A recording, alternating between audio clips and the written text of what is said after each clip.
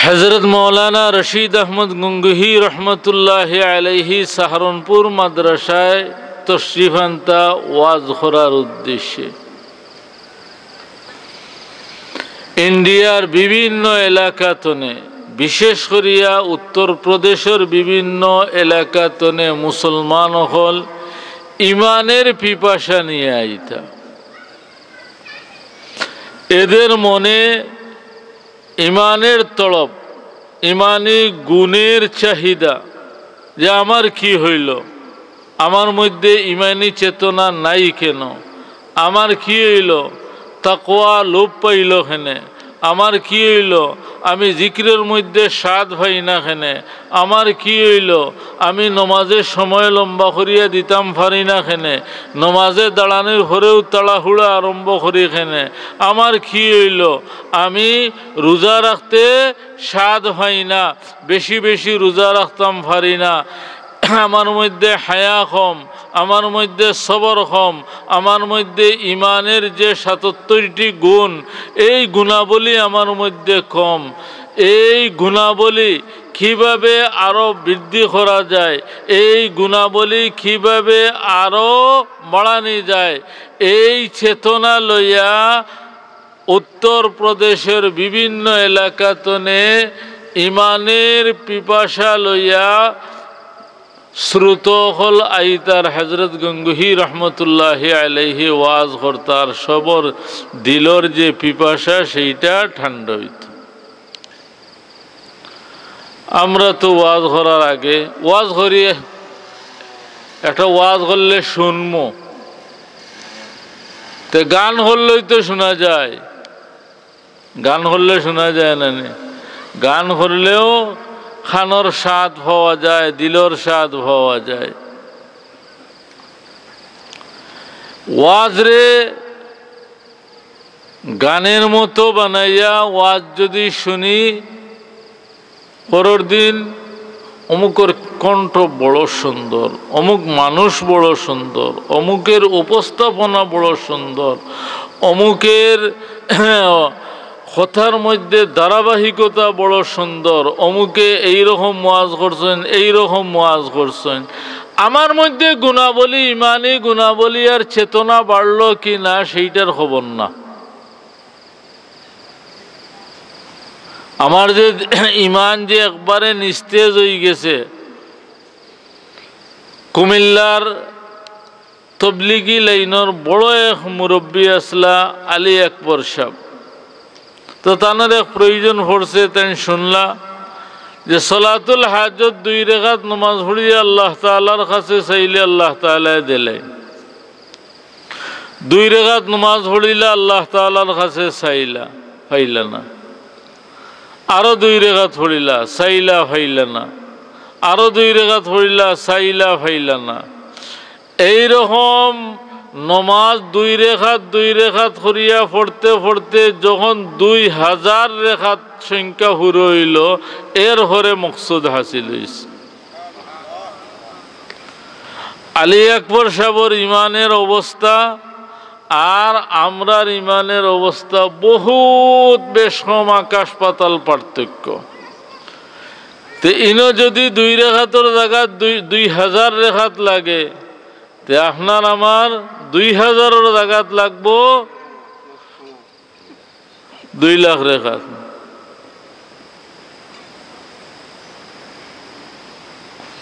এর কারণে ইমানি তড়প লইয়া আমরা ওয়াজ আইতাম, যে যতটুকু বুঝি কিছুটা সময় মাহফিল খাটাইবার চেষ্টা করতাম। তো কিছু ভাই হল গেছেন, আমি যা হইয়ার কোরআন শরীফ হাদিস শরীফ তনে হইয়ার আগেই তলব থাকতো যে আমি অমুক দিনই মাহফিলে যাই, হয়তো কোনো আলিমর চেহারা দেখার কারণে আমার কোনো লাভ হয়ে যেতে পারে, খালি ওয়াজে খাম হয় না। সাহাবায়ে কেরাম হইলা কিসের মাধ্যমে? হুজুর সাল্লাল্লাহু আলাইহি ওয়াসাল্লামর চেহারা মুবারক দেখিয়া, আর না হুজুর সাল্লাল্লাহু আলাইহি ওয়াসাল্লামর শরীরের যে কোনো একটা অংশ দেখিয়া, অথবা দেখছইন না হুজুর সাল্লাল্লাহু আলাইহি ওয়াসাল্লামে এই সাহাবীরে দেখিলিছেন, এর নাম হইল সাহাবী। আর সাহাবায়ে কেরাম আর পরবর্তী উম্মতের মধ্যে পার্থক্য কতটুকু? তাবিঈন, তবে তাবিঈন তনে আরম্ভ করিয়া আমরার পর্যন্ত কিয়ামত পর্যন্ত আনেওয়ালা উম্মতে যদি দিন রাত ইবাদত করিয়া চাইন, একজন সাহাবীর সমান হইতা সম্ভব নাই। কিতা করছে? সাহাবায়ে কেরামের মধ্যে ইলাও সাহাবী আছেন যে সকালে ইসলাম ধর্ম গ্রহণ করছেন আর রাত আওয়ার আগে আগে তানোর জীবন শেষ জিহাদ গিয়া শাহাদত বরণ করে লিছেন। একদিনের জীবন একদিনও হুরা নাই। ইসলামের অবস্থায় মাত্র একদিন, আর একদিনও সম্পূর্ণ নাই, আংশিক দিন। ওই আংশিক দিনে যে পরিমাণ উন্নতি লাভ করছেন, ইমাম আবু হানিফা রহমতুল্লাহি আলাইহি 40 বৎসর এশার অজু দিয়া ফজরের নামাজ আদায় করছেন, সেই আংশিক দিন হয়েছেন যে সাহাবিয়ে সেই সাহাবীর সমান হইতে পারতেন না। এখানে সেই সাহাবী এই ইমানের অবস্থায় হুজুর সাল্লাল্লাহু আলাইহি ওয়াসাল্লাম রে দেখছেন, অথবা হুজুর সাল্লাল্লাহু আলাইহি ওয়াসাল্লামে তানরে দেখছেন, আর ইমানের অবস্থায় মৃত্যুবরণ করছেন। এর কারণে উলামায়ে কেরামের চেহারা, নেককার মানুষের চেহারা, আমলদার মানুষের চেহারা দেখার ভিতরে যে লাভ, এই লাভ অনেক বড় লাভ, অনেক বড় লাভ। এটারে অবহেলার দৃষ্টিতে দেখা যায় না। সাহাবায়ে কেরাম এত ঊর্ধ্বে মর্যাদা লইয়া গেছেন হুজুর সাল্লাল্লাহু আলাইহি ওয়াসাল্লাম রে দেখিয়া, অথবা হুজুর সাল্লাল্লাহু আলাইহি ওয়াসাল্লামে তারারে দেখিয়া। মাহফিল হওয়ার আগেও আমার অন্তর ইমানি চেতনা থাকতো যে 2-4টা কথা শুনি আমার হয়তো ইমানি কোনো গুণ সতেজ হইতে পারে, ইমানের কোনো গুণ বাড়তে পারে, আমার মধ্যে জিকিরের সিফত বাড়তে পারে, শুকুরের সিফত বাড়তে পারে, সবরের সিফত বাড়তে পারে, কানাআত বা অল্প তুষ্টির সিফত বাড়তে পারে, তাকওয়ার সিফত বাড়তে পারে, আল্লাহরে ভয় করার সিফত বাড়তে পারে, তাওয়াক্কুলের সিফত বাড়তে পারে, আল্লাহর উপরে ভরসা করার সিফত বাড়তে পারে, নমাজ ধীরে স্থিরে পড়ার সিফতটা আমার মধ্যে আইতে পারে, রোজা রাখা বেশি বেশি আমার মধ্যে আইতে পারে। এইরকম ইমানি গুণাবলী যা কিছু আছে এইগুলার মধ্যে কিছু গুণ হয়তো আমার মধ্যে অর্জন হয়ে যেতে পারে। এইরকম ধারণা লইয়া হয়ে লাইতাম। আমার ঘরে মাহফিল যে কথাগুলো হইব খেখর দেখা নাই, এটা কোরআন হাদিস মোতাবিক কি না এইটা দেখা।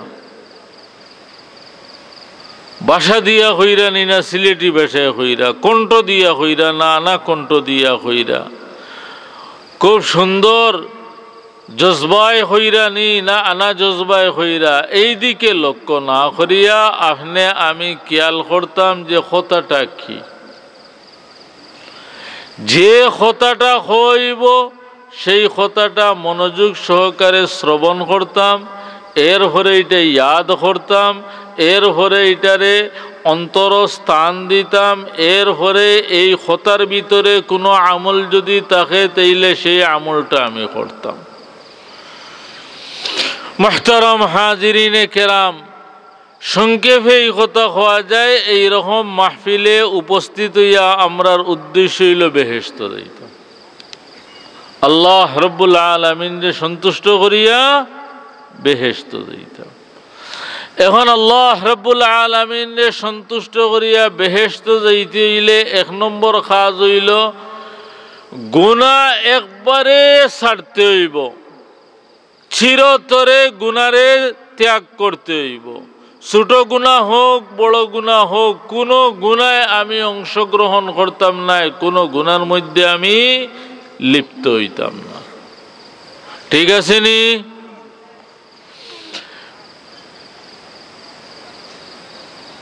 গুনাহ করার নাম নি না করার নাম? না করার নাম। না করার নাম গুনাহ। সুদ হইতাম নাই, ঘুষ খাইতাম নাই, মিথ্যা কথা মাতিতাম না, অপবাদ লাগাইতাম না, মিথ্যা সাক্ষী দিতাম না। এইগুলা না না করিলে তো গুনাহ মুক্ত তাকে গেলাম। নমাজ ছাড়তাম না, রোজা ছাড়তাম না, সম্পদ থাকলে হজ ছাড়তাম না, জাকাত হিসাব করিয়া আদায় করতাম, জাকাত দেওয়া বন্ধ করতাম না। যত লাইনে যত গুনাহ আছে, কোনো গুনার মধ্যে আমরা লিপ্ত হইতাম না। আমরা তো এমন মুসলমান, এখন যদি প্রশ্ন করি যে গুনাহে কবিরা মোট কতটা, তাইলে আমরা কেউ জবাব দিতাম পারতাম না। জানা আসেনি মনে করো কি কি গুনাহে কবিরা, তা যদি প্রশ্ন করো তাইলে তো আরো কঠিন। যে গুনাহে কবিরার তালিকাটা আপনি মুখস্থ হইয়া দেখা। তে গুনাহে কবিরা কোনটা কোনটা তাই জানি না, বাঁচবার উপায় খিতা,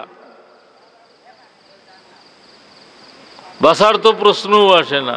হয়তো আমি যে কাজ করি আর গুনাহে কবিরা, আমি গুনাহে কবিরা বড় গুনাহ বলিয়া বুঝিয়ারু না। হযরত মাওলানা আবরারুল হক সাহেব রহমতুল্লাহি আলাইহি তার মাদ্রাসায় ছাত্রসকলরে গুনাহে কবিরার তালিকা মুখস্থ করে নিত। আর এইগুলা আসাতেজায়ে কেরামে শুনতা, কোনো সময় আসরের পরে শুনতা।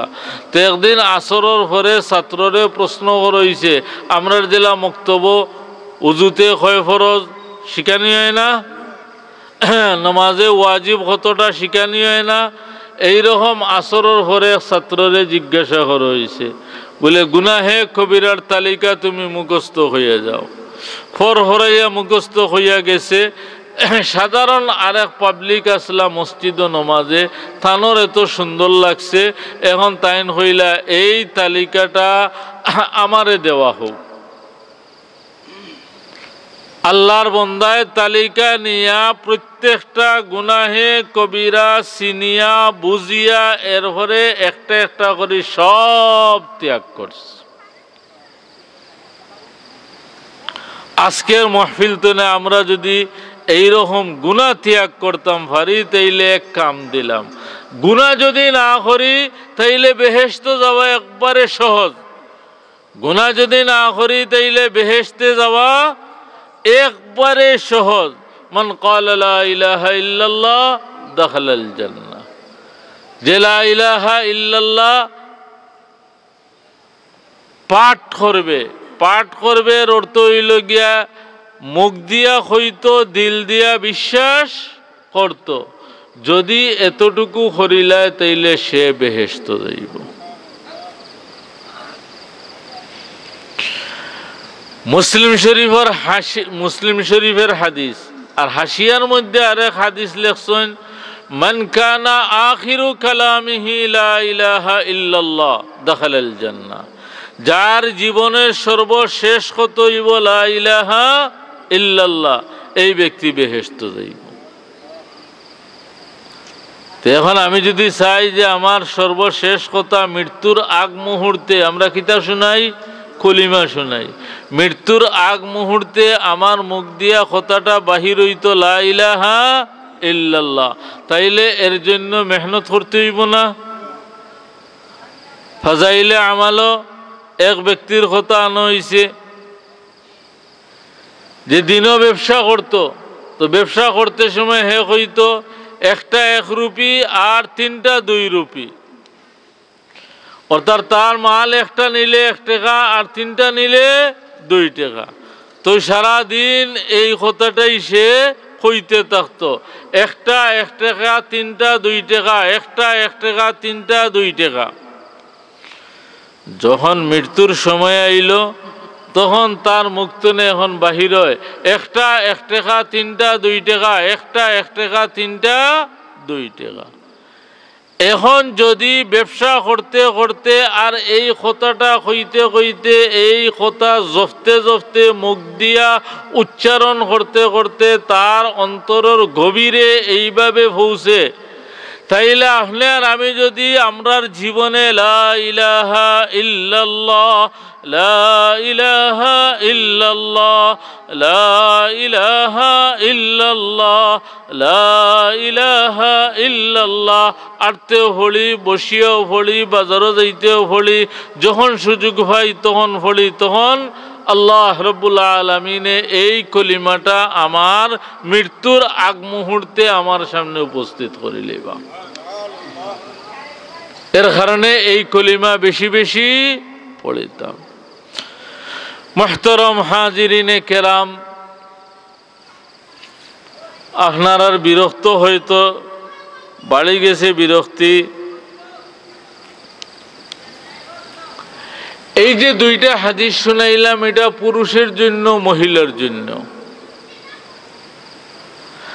আরো কয়েকটা আমল বেহেশত যাওয়া একবারে সহজ, এইগুলো আমরা খালি ইচ্ছা করলেই করতাম পারি। এক আমল হইল শুধু মহিলাদের জন্য। যে মহিলা হল মাইকের সাথে সংযোগ লাগাইয়া খান লাগাইয়া আসেন, তারার উদ্দেশ্য করিয়া হইয়ার শুধু মহিলাগুলোর জন্য হুজুর সাল্লাল্লাহু আলাইহি ওয়াসাল্লামে ফরমাইন, ইজা সাল্লাত খামসাহা, কোনো মহিলায় যদি 5 ওয়াক্ত ফরজ নামাজ আদায় করে, ওয়া সামাত শাহরাহা, আর রমজান মাস আসলে রোজা রাখে, ওয়া আহসানাত ফারজাহা, আর নিজের লজ্জাস্থান সংরক্ষণ রাখে, অবৈধ জায়গায় ব্যবহার না করে, ওয়া আতাআত বা'লাহা, আর স্বামীর অনুসরণ করে, এই 4টা গুণ থাকে কোনো মহিলার মধ্যে, তাইলে এই মহিলা বেহেশত যাইব। এই 4টা হলো কঠিন নেই। তাইলে আমরা মহিলাগুলোরে শিখাইতাম, বুঝাইতাম, সুযোগ দিতাম, চাপ দিতাম যে তারা যাতে এই 4টা গুণ অর্জন করতে পারে। 1 নম্বর কি? 5 ওয়াক্ত নামাজ পড়া। 2 নম্বর কি? বৎসরের মধ্যে রমজান মাস রোজা রাখা।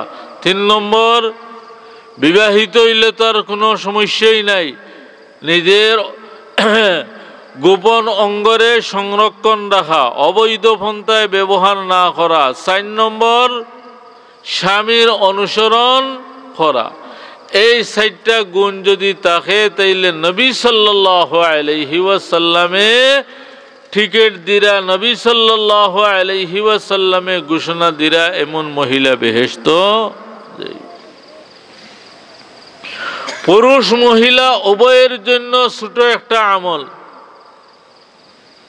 সে যদি 5 ওয়াক্ত ফরজ নামাজের পরে আয়াতুল কুরসি তিলাওয়াত করে, পুরুষ হোক মহিলা হোক, তাইলে তার মরতে দেরি, কিন্তু বেহেশতি নিয়ামত পাইতে দেরি নাই।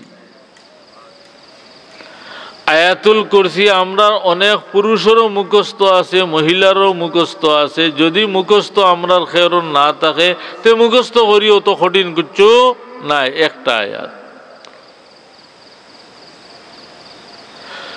আর একটা ছোট আমল, এক ইস্তেগফার, যার নাম হইল সাইয়্যিদুল ইস্তেগফার। এইটা যদি আমরা ফজরের নামাজের পরে আদায় করি, পড়ি, আর ওই দিন আমার মৃত্যু হয়ে যায়, তাইলে শাহাদতর মর্যাদা আল্লাহ রাব্বুল আলামিনে দান করব। আর মাগরিবর পরে পড়ি, আর ওই রাত্রে আমার মৃত্যু হয়ে যায়, তাইলে আল্লাহ রাব্বুল আলামিনে শাহাদতের মর্যাদা দান করবা, পুরুষ হোক অথবা মহিলা হোক।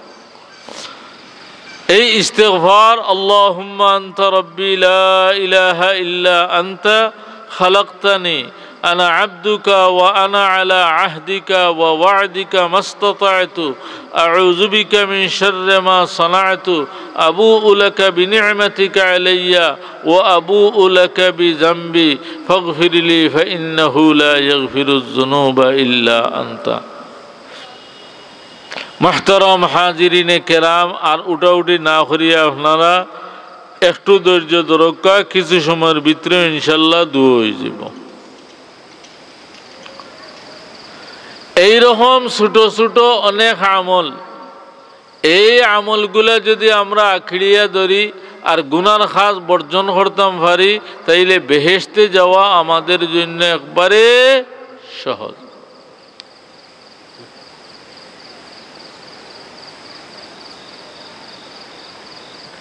محترم حاضرین کرام